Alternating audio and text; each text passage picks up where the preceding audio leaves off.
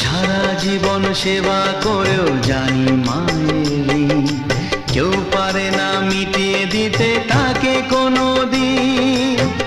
তোমারই আশীর্বাদে জীবনের প্রতি পদে যেন আমি রাখতে পারি তোমারই সুনাম মা, ও মা।